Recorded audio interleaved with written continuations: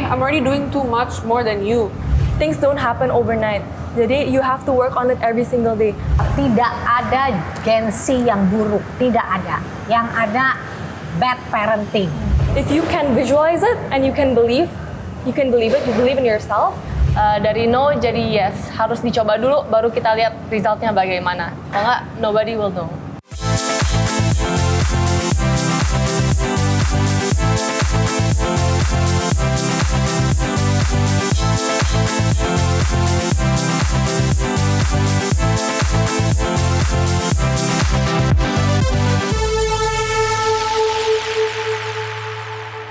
Tidak harus hebat, tapi harus cerdas. Welcome to Bukti Nyata.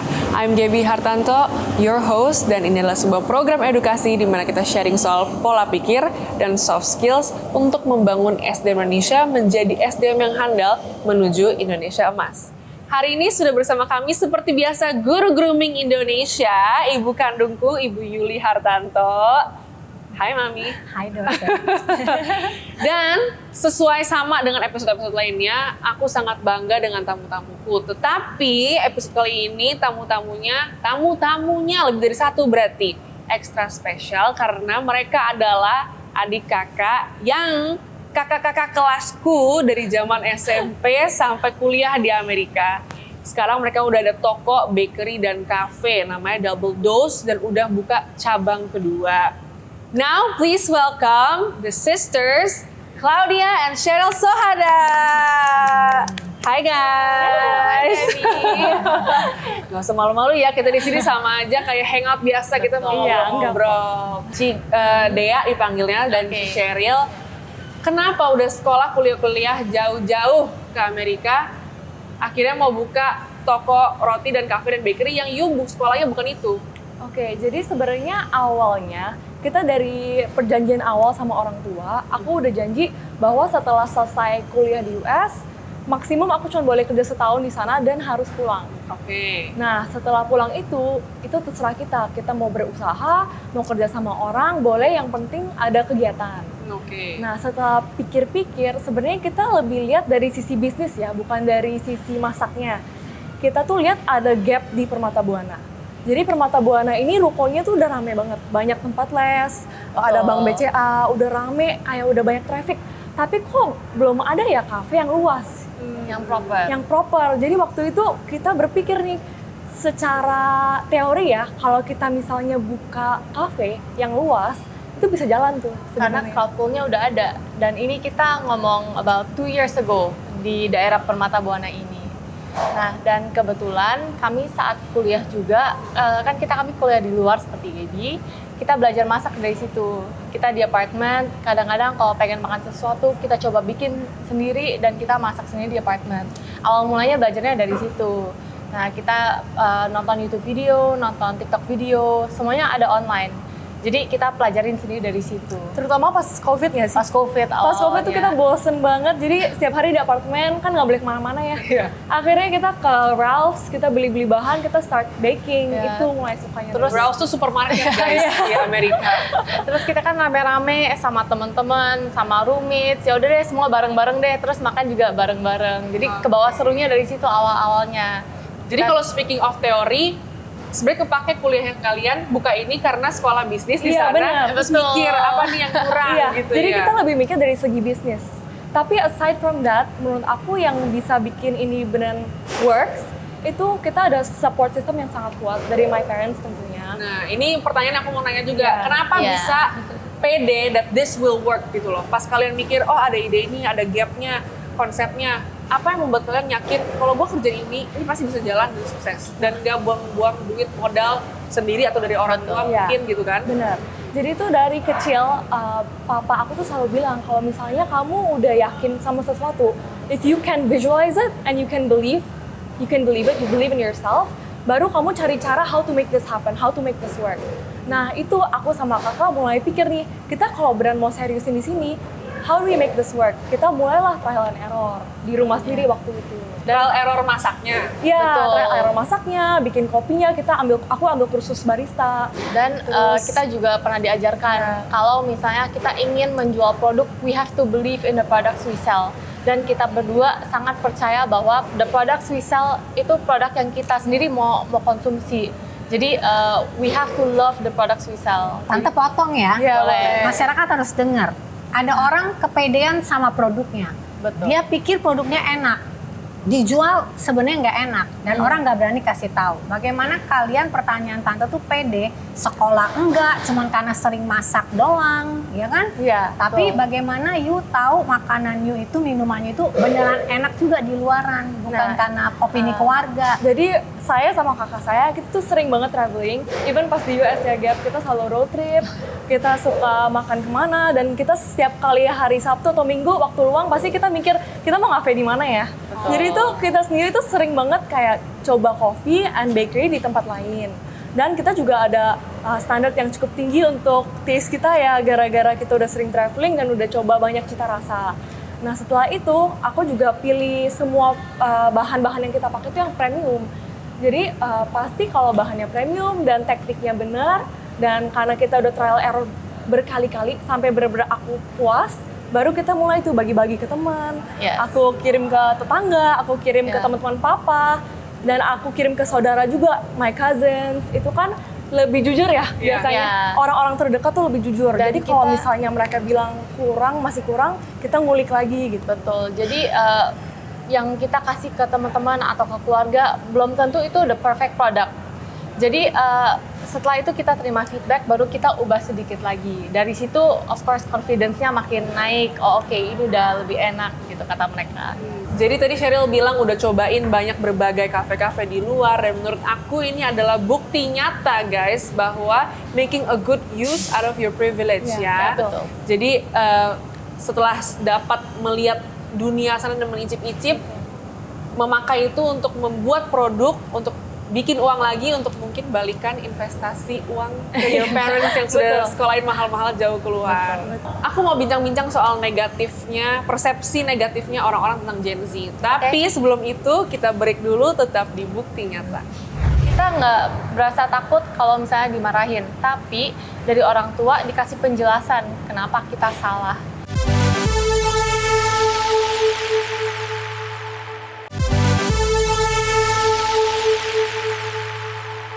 Welcome back to Bukti Nyata. Tetap bersama saya Gaby Hartanto dan Guru Groom Indonesia Ibu Yuli Hartanto dengan dua tamu spesial kita hari ini, Claudia Sohada dan Cheryl Sohada.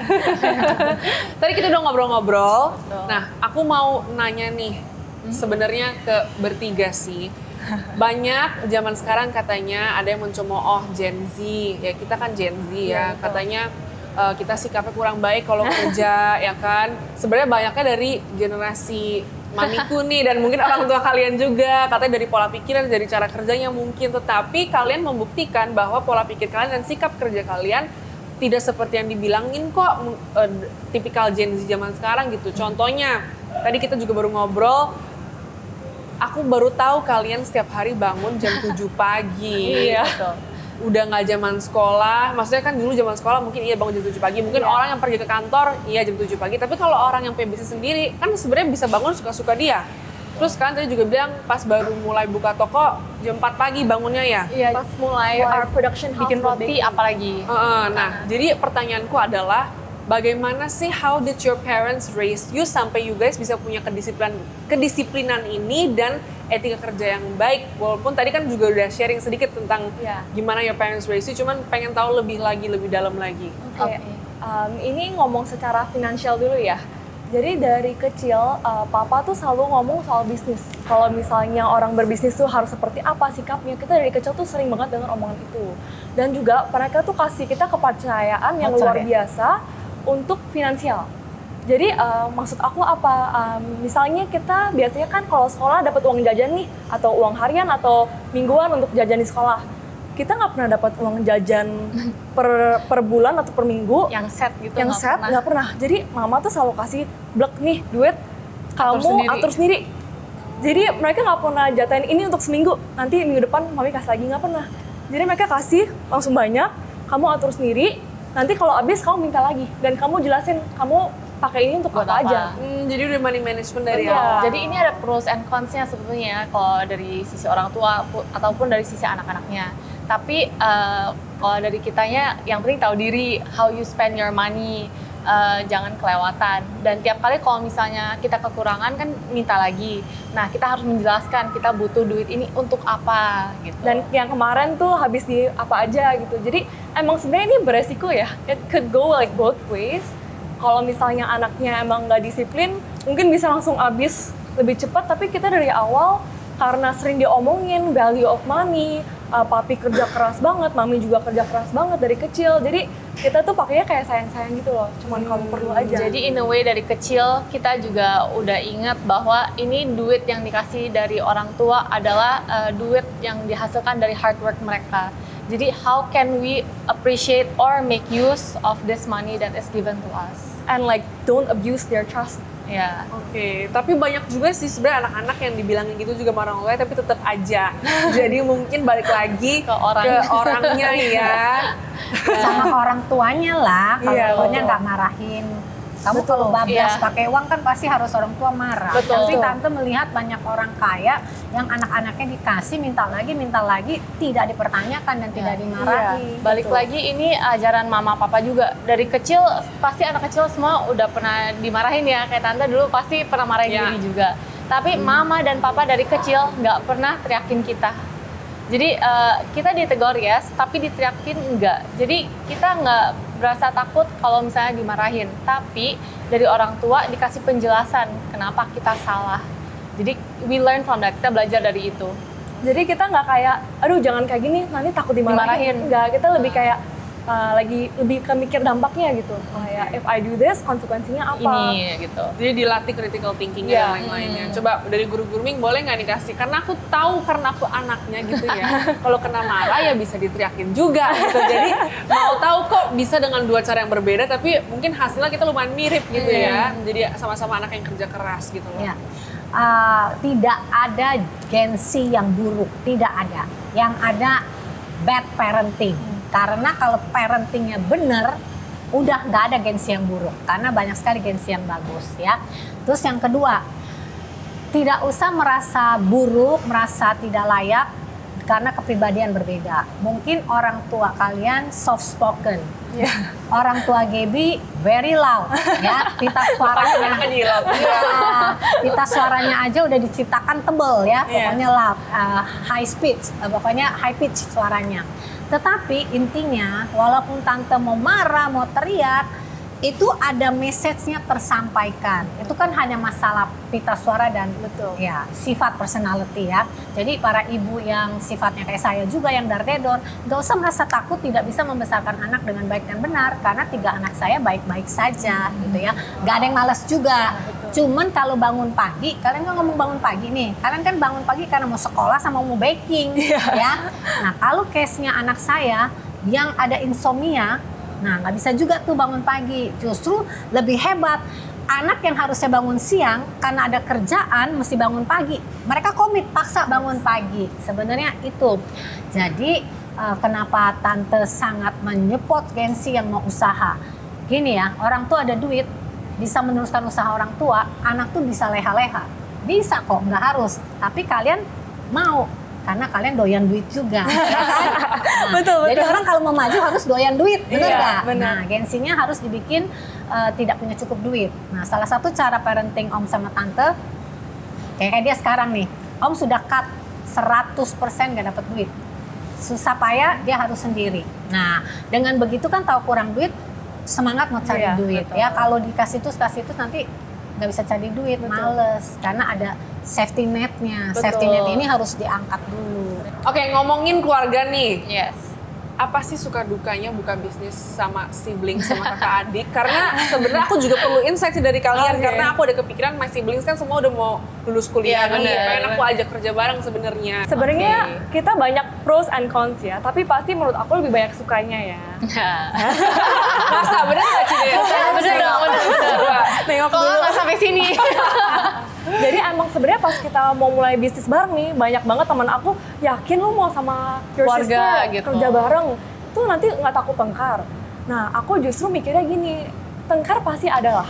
Mau kerja sama teman, mau kerja sama siblings, mau kerja sama orang nggak kenal pun pasti kalau close proximity dan selalu kerja setiap hari bareng, pasti ada tengkar. Iya.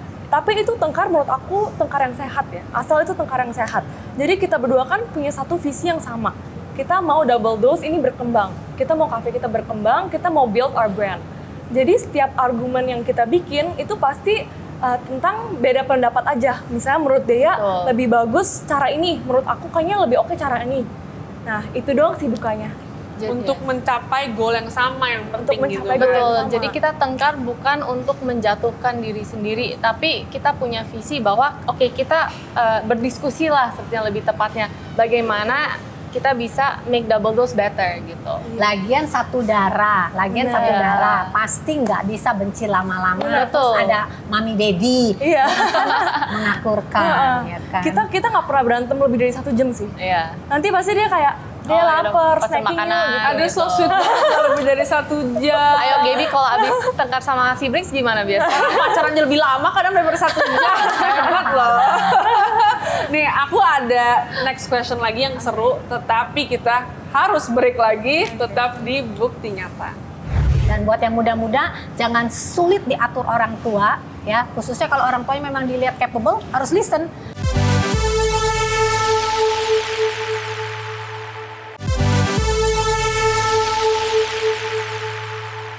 Welcome back to Bukti Nyata. Tetap bersama saya Gaby Hartanto dengan Guru Grooming Indonesia Bu Yuli Hartanto dan Suhada Sisters Claudia and Cheryl. Nah, karena tamu hari ini kakak adik, jadi saya sama Mami ngide kembaran jaket, kembaran Terus kita juga kembaran. Kita twinning. darah dengan darah. Tapi ini juga twinning lah, kardigan lah ya. Mirip-mirip. Nah guys, di segmen kali ini kita mau belajar entrepreneurship dari Gen Z. Tadi sudah bahas suka dukanya sebagai siblings kerja bareng. Sekarang aku mau nanya, sistem manajemen kalian tuh bagaimana sih? Dan sebagai kakak adik ini, who's the boss? Jadi langsung nunjuk. Biasanya kakaknya loh yang mau ngatur-ngatur kan. Aku kan aku paling gede Lagi kan. rendah hati hari ini. Aku kan kakak paling besar juga, jadi otomatis tuh kayak nggak ngatur gitu lah ya kan. Jadi gimana, who's the boss? Ya sebenarnya dibilang who's the boss agak susah ngomong ya, karena we started this bareng-bareng. Dan ini sekalian menjelaskan ya mengenai sistemnya bagaimana dan who does what in this operation. Nah awalnya karena kita tidak ada background di F&B, kita juga ini kan baru balik dari kuliah, kita coba sesuatu yang baru, jadi kita dibilang tahu semuanya pas awal mula juga nggak tahu. Jadi kita jalanin dulu awal-awalnya. Nah setelah kita jalanin setahun 2 tahun baru kita bisa ketemu pola kayak siapa yang lebih cocok untuk melakukan ini dan siapa yang lebih cocok melakukan ini. Kita nggak paksa untuk satu orang melakukan sesuatu kalau misalnya emang tidak cocok di situ. Kayak misalnya untuk social media sama untuk recipe developing, aku lebih suka itu. Jadi itu bagian aku. Cuman misalnya event planning atau kayak sama HR itu lebih ke kakak saya gitu. Dan ini butuh waktu berapa lama untuk figure things out? Around maybe Around 6 months ya, I 6 think. months more or less. Jadi Gen Z ini kalau mau bikin bisnis juga harus sabar ya. Banyak orang yang iya. mau instan soalnya loh. Betul. Dan kita juga bukan artinya semuanya dilempar ke Cheryl dan semuanya dilempar ke aku. Kita juga, walaupun Cheryl tetap lebih, bisa dibilang lebih in charge ya mengenai research and development, saya juga tetap bantu gitu. Dan misalnya kalau saya lagi interview staff atau lagi ada masalah berhubungan HR, Cheryl juga membantu itu. Jadi bukan hanya semuanya dia, itu semuanya saya, tapi tetap kita saling bantu. Tapi pernah nggak sih kalian di posisi yang kayak, I'm already doing too much more than you. Kayak ini kan kita misalnya pembagiannya nggak fair dong, kita dapatnya sama orang gue kerjanya lebih gitu. Nah, pasti ada namanya siblings ya, kita kan orangnya ngomongnya belak-belakan ya, karena ini my sister. Jadi kalau aku lagi ngerasa kayak gitu, aku langsung ngomong, kayak bantuin dong sama ini. Aku udah bikin banyak banget. Nah nanti Caca juga pasti kayak, oke, I'll help you gitu. Ya, yang penting kita juga tahu diri, karena kan ini job kita berdua, bukan hanya satu orang. Tante potong. Boleh. Sahamnya berapa atau ada orang tua punya saham juga berdua doang atau Kita nggak pernah diskusikan ini. Oh jadi otomatis Just both kita of us berdua. sih, kita berdua. oke. otomatis bagi dua aja Bagi gitu. dua. Betul, langsung bagi Cuman dua. sebenarnya parents harusnya dapat something. Jadi ini capital dari orang tua. Iya. Betul. Tapi di ini nggak maksudnya nanti you guys doing well ya modalnya Balikin. harus balikin. Betul. Yes, jadi aku cerita soal modal ya, soal capital. Kita nggak bisa deny that we don't have privilege. We are very privileged, and kita bersyukur banget punya privilege ini. Kita dibukain cabang pertama itu emang full dimodalin. Aku Ya. ada tabungan, tapi itu pun juga dari orang tua. Ya. Aku nggak pernah kerja sebelumnya. Pernah kerja di US, tapi itu juga habis juga di Ya. pengeluaran ya. Ya, betul. Ya. Ya. Jadi abis kita dimodalin untuk cabang pertama, kita udah sepakat nih, we have to make this work. Pokoknya whatever it is, ini harus berhasil. Dan setelah berhasil, kita harus pelan-pelan balikin. Dan untuk berkembang cabang keduanya harus dari kita sendiri. Betul. Jadi dari cabang pertama yang tadinya ada bantuan dari orang tua, nggak lama dari itu kita ada buka tempat produksi. Kita panggilnya bake house untuk membuat whole cakes, roti-roti, sama semua cemilan-cemilan yang supporting untuk cafe seperti cookies, whole cakes, kue-kue tadi. Nah, setelah bake house sudah berjalan, kita juga buka cabang kedua dan itu fully funded semua dari penghasilan Double Luz pertama. Wow, I'm so proud of you guys. Dalam 2 tahun. Yes, 2 2 tahun. tahun. Aduh, keren banget. Cabangnya. Aku jadi lebih semangat lagi untuk mau berkreasi karena terbukti kita dari sekolah yang sama bisa Iya, menjadi betul, produk yang betul. begini loh gitu ya kan. Keren. Nah, ini ada pertanyaan satu yang menurut aku sangat interesting dan banyak anak-anak especially mungkin yang meneruskan bisnis orang tua atau mungkin punya bisnis sendiri, being looked down upon atau diremehkan atau di underestimate dengan staff karena pertama usia kita Iya. mungkin, lu masih muda ngapain lu atur-atur gue ya kan, atau mungkin yang kerja di kantor papa mama, lu kan di sini cuma karena lu anak bos doang, dan itu juga pernah kejadian sama aku.